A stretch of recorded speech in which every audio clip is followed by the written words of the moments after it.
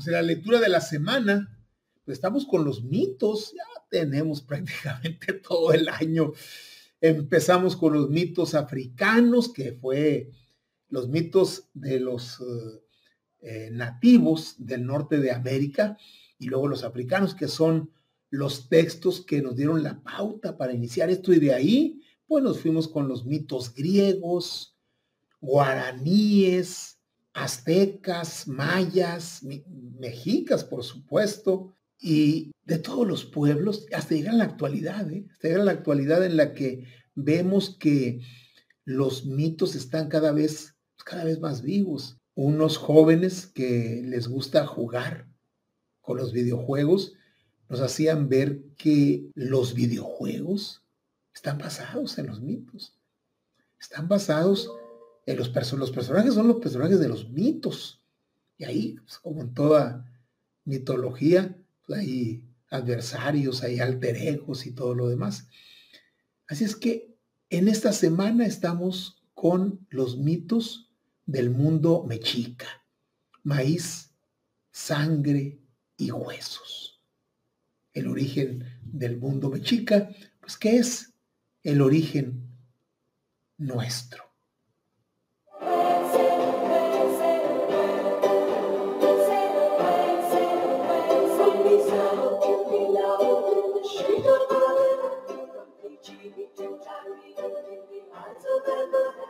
Y particularmente hoy vamos a compartirles el mito de Quetzalcóatl, el descenso de Quetzalcóatl al Mictlán.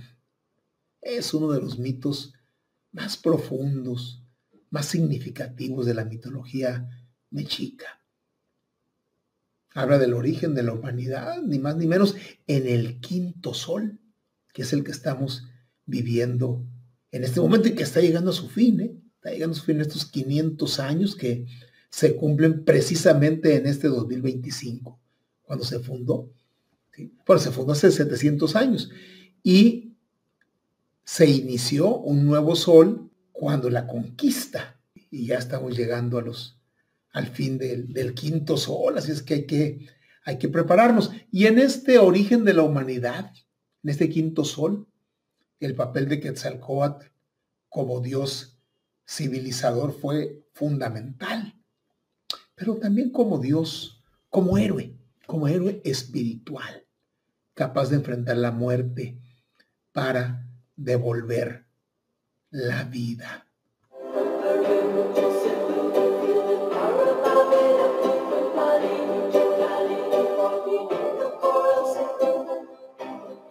Ahí está una representación de Quetzalcóatl. Quetzalcóatl es uno de los personajes que se difumina en el mito y en la historia, porque hay códices que hablan de un hombre, Quetzalcóatl, que les enseñó muchas cosas, y no solo los aztecas. De hecho, los aztecas toman este mito cientos de años después, siglos después de que ya lo habían tomado los mayas, lo habían tomado los toltecas, los teotihuacanos, porque Quetzalcóatl es un personaje que aparece en prácticamente todas las culturas mesoamericanas e incluso en el sur, allá entre los incas, entre los guaraníes, también, aunque con un nombre distinto, ¿sí? Hay, por ejemplo, esta imagen que estamos viendo en este momento, quienes nos siguen en redes sociales la podrán apreciar, es una representación de Quetzalcóatl, pero en la cultura tolteca, la que estaba por ahí en Tula, Hidalgo, o sea, cerquita de la Ciudad de México, cerquita de Tenochtitlan, ¿sí? Y hay representaciones como esta también, de un guerrero. Y cuando llegan los españoles, Moctezuma y Luicamina supone que es Quetzalcóatl que ha regresado, porque al parecer la fisonomía o una de las fisonomías que se le conocían a Quetzalcóatl era con rasgos europeos, con rasgos indoeuropeos. Y por eso es que Moctezuma Iluicamina suponía que el regreso de Quetzalcóatl. ¿Sí? Y por eso Lautaro, este héroe mapuche, allá del sur de América, por allá en Chile, joven, guerrero también, él dijo, no son dioses, porque también allá se creía que eran dioses. No, también mueren y también los podemos derrotar. Y bueno, tuvo un enfrentamiento muy tremendo con los españoles, al final de cuentas por una traición es apresado y muere. Bueno, vamos a comentarles en la lectura de la semana el descenso de Quetzalcóatl al Mictlán.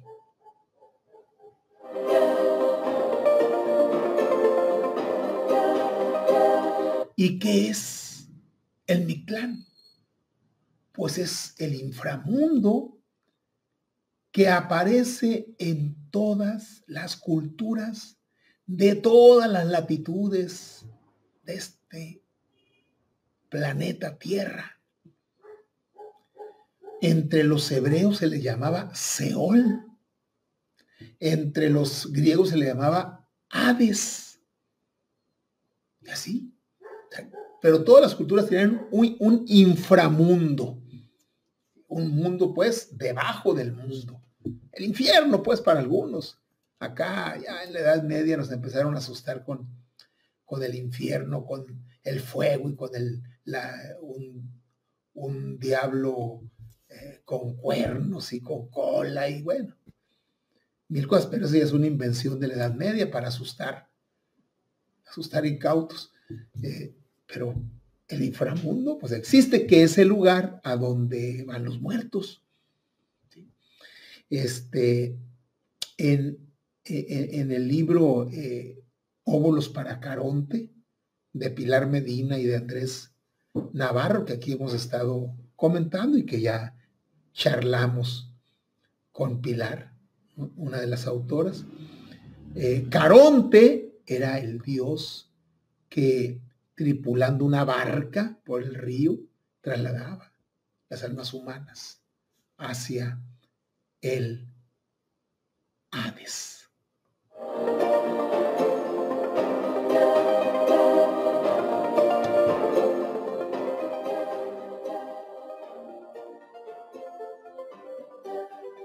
Vamos a comentarles este cuadro comparativo de ciudades nacidas de mandato divino, así como la ciudad de Tenochtitlán, porque además del mito de Quetzalcóatl, le vamos a compartir el mito de la fundación de Tenochtitlán, que ya empezamos el día de ayer a comentárselos, pero hoy vamos a hablar específicamente de ese mito después del de Quetzalcóatl.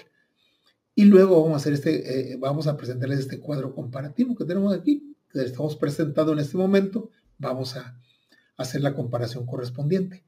De las ciudades, pues hubo muchas ciudades en las culturas que fueron fundadas por mandato divino. Aquí vamos a comentar en este cuadro comparativo a Tenochtitlán, a Roma, al Cusco y a Jerusalén.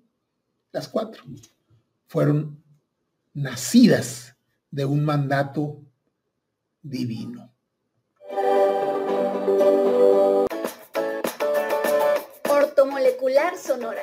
Las vitaminas y el suplemento alimenticio que tu cuerpo necesita. Presenta.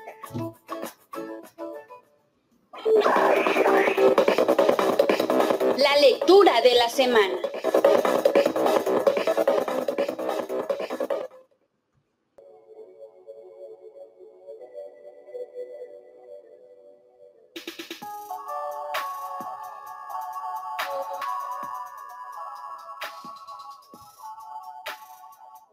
El mito del descenso de Quetzalcóatl al Mictlán es un mito cuyo tema esencial es que el mundo ya creado necesita humanidad, necesita personas, seres humanos.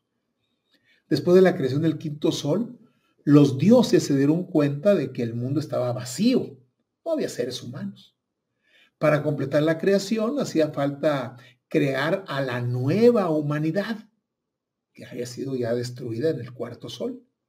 Pero los materiales estaban en el Mictlán, es decir, el inframundo, donde se guardaban los huesos sagrados de las generaciones pasadas, de las generaciones que habían vivido en los cuatro soles anteriores.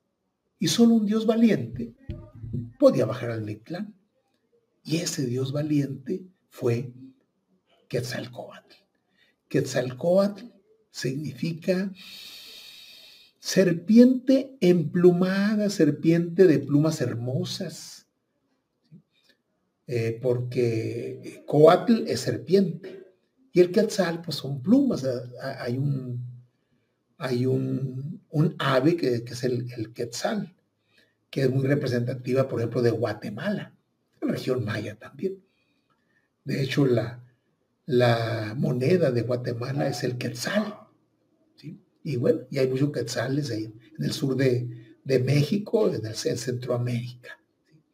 Es el dios del viento, es el dios de la sabiduría, es el dios de la vida, Quetzalcóatl.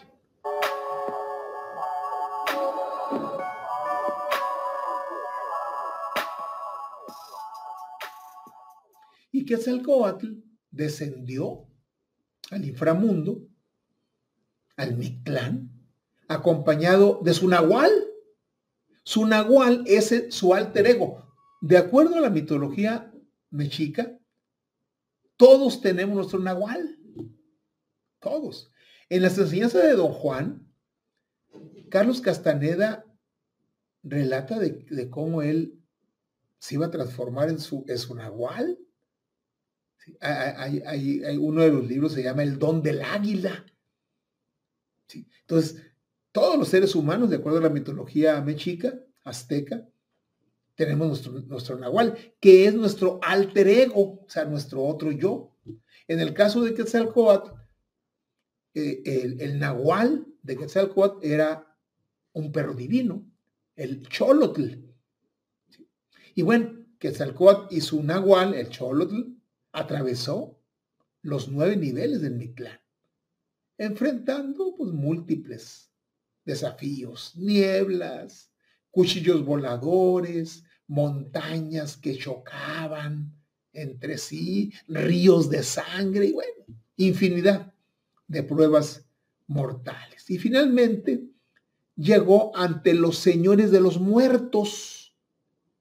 ¿Quiénes eran los señores de los muertos? Pues eran uno Mictlantecutli. Acuérdense ustedes que la raíz Tecutli es Dios, o sea, el Dios de Mictlán, Mictlantecutli y Mictezacihuatl. Son los señores de los muertos. Y lo recibieron, no crean que muy cálidamente, véngase para acá, qué bueno que llegó, no. Lo recibieron con frialdad. Entonces, Quetzalcóatl tuvo que utilizar toda su astucia para conseguir los huesos y dar origen a la humanidad.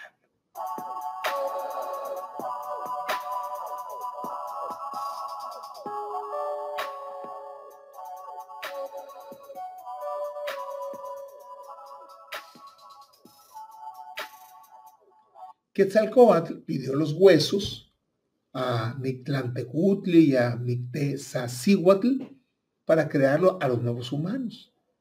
Mictlantecutli aceptó, pero con una condición.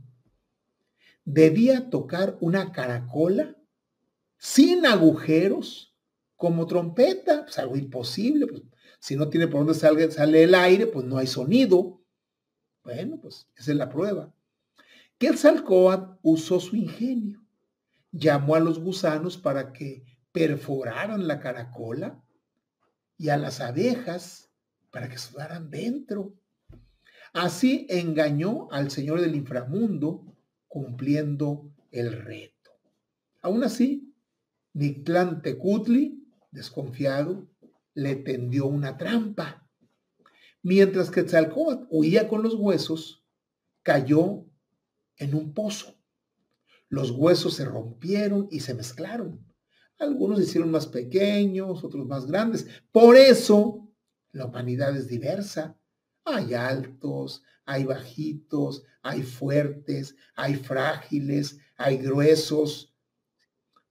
Quetzalcóatl recogió los fragmentos, salió del Mictlán pues, con todos los huesos rotos y diversos y de todos tamaños y los llevó al mundo de los vivos.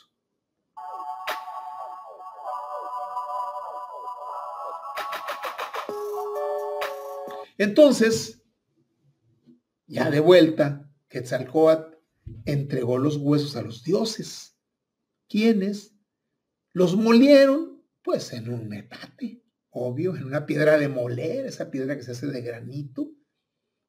Por ahí tenemos una nosotros, comprada por allá en el sur del país, ¿sí? con su piedra, ¿sí? Para moler el metate. ¿Sí?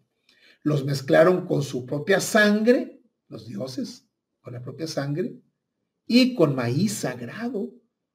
Estamos hechos de maíz, pues. Así nació la humanidad del quinto sol. Hombres y mujeres hechos de huesos antiguos, sangre divina y masa de maíz.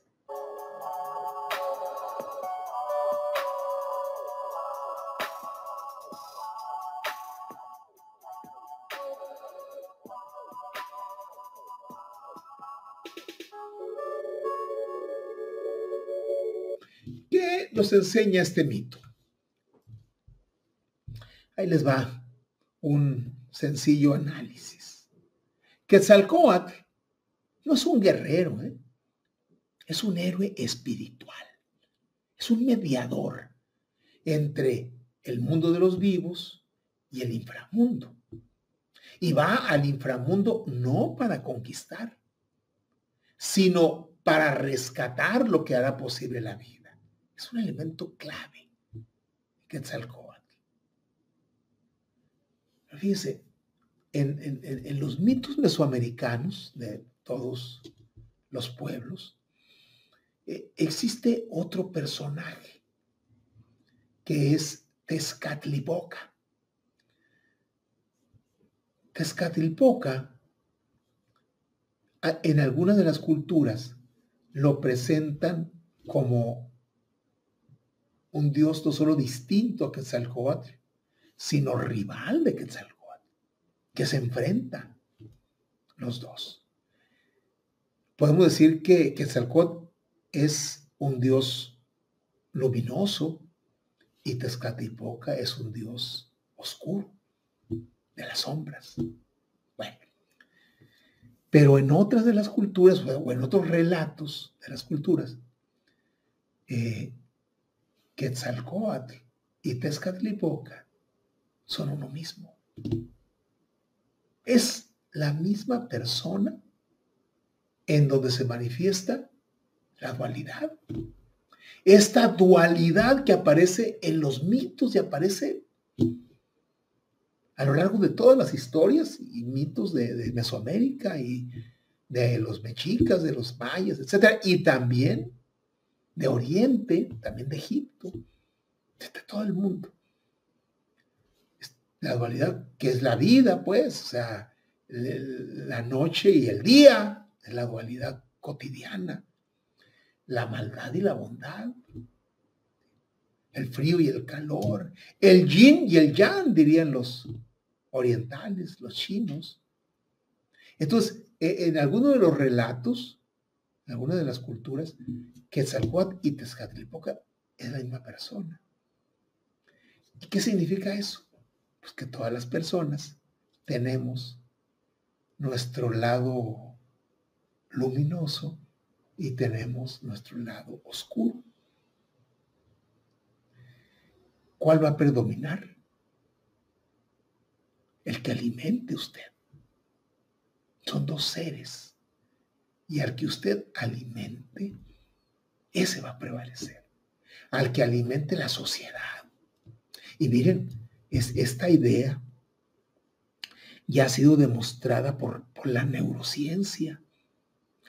Cuando hay una investigadora de la UNAM que lleva como 5 o 6 libros escritos, tiene como 20 años estudiando el comportamiento humano, la psique humana, la mente humana.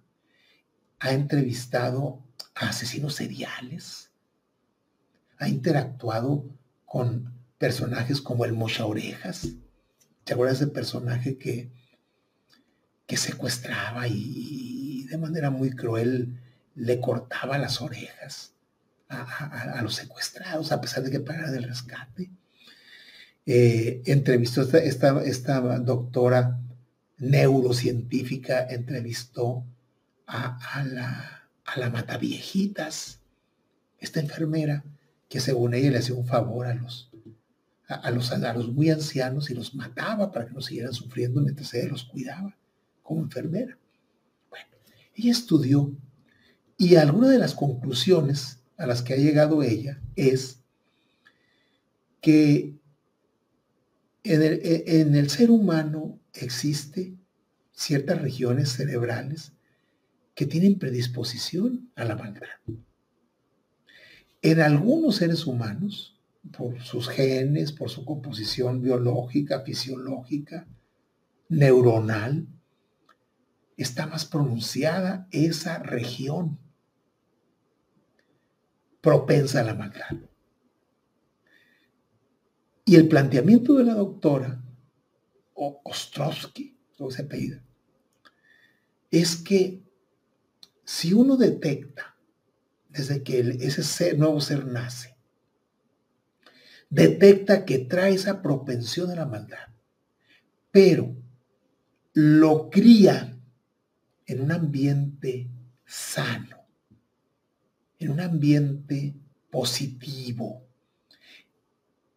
la parte de su cerebro propensa a la bondad se va a desarrollar. Y la parte del cerebro propenso a la maldad se va a inhibir. Por el contrario, se ocurre lo contrario, o sea, si el medio ambiente, la familia, los impactos sociales, etcétera, etcétera, le desarrolla, o sea, son negativos, esa parte propensa a la maldad se va a desarrollar. Y es la historia de los secuestradores, de los sicarios, de los asesinos, del niño Ponchis, que a los 8, 9, 10 años ya había matado a mucha gente y estuvo en la cárcel allá en Zacatecas y duró unos cuantos años y cuando salió lo mataron porque debía mucho. O sea, la parte negativa de la sociedad se ensaña y hace que ese animal maligno se desarrolle más que el animal benigno que todos tenemos. ¿No han notado ustedes que hay parejas, novios, esposos, que se casaron, noviaron, se casaron, tuvieron hijos, y luego empiezan a tener muchos problemas? Y cuando llega la separación, por ejemplo, los procesos de divorcio, que antes, hoy afortunadamente ya son menos tortuosos, eran muy tortuosos, eran muy difíciles, eran y son terribles el pleito de dos seres que se amaban y que ahora están enfrentados. ¿Qué pasó con los seres humanos? Pasó que la relación que fueron cultivando, que fueron desarrollando, esa relación alimentó la parte maligna de uno de los cónyuges o de los dos. Y entonces salió su lado negativo a la superficie.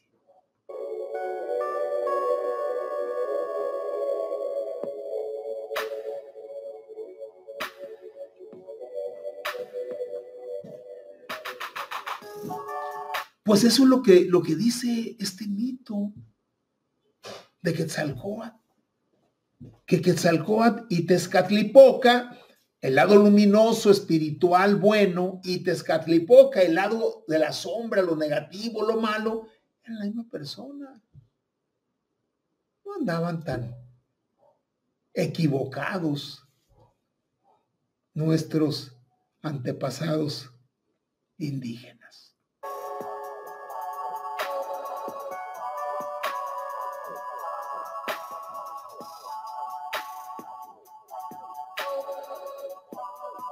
Entonces, Quetzalcóatl es el símbolo del conocimiento, de la astucia, del sacrificio por el bien común.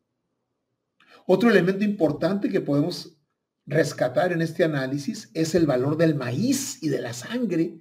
El ser humano está hecho de elementos sagrados, los huesos del pasado, el maíz, el alimento de los dioses, la sangre divina, que es el símbolo de energía vital. En la Biblia, Jehová dice, no debes de comer sangre porque es la energía vital, es la vida, ni debes derramarla tampoco. Esto expresa la idea de que nacemos del sacrificio de otros y por lo tanto debemos vivir en reciprocidad. Mictlán es un espacio de prueba. Es el inframundo, pues todos descendemos en algún momento dado al inframundo, porque el descenso es una iniciación, es un viaje a lo más profundo del misterio para renovar la vida. De pronto un ser humano necesita tocar fondo para poder resurgir. ¿Y qué es el fondo? Pues el inframundo, para que pueda renovar la vida. El Mictlán no es solo castigo, es fuente de transformación, es fuente de renacimiento. Y en este mito está presente también la diversidad humana. Los huesos rotos y mezclados explican de manera simbólica la diversidad física y espiritual de la humanidad. Todos venimos del mismo origen, pero somos distintos por las marcas del viaje.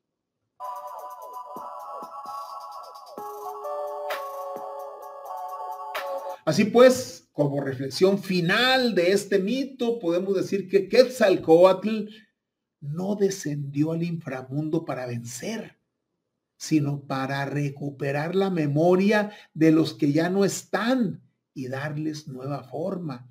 Y gracias a su viaje, hoy somos mezcla de pasado, maíz y espíritu.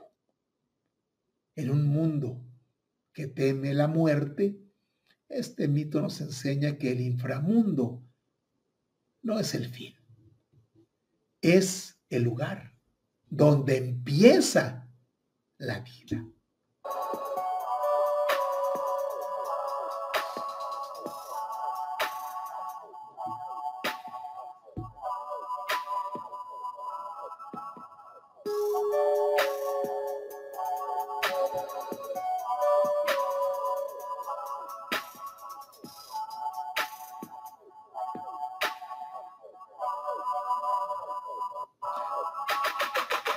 Tomamos nuestro separador y lo colocamos.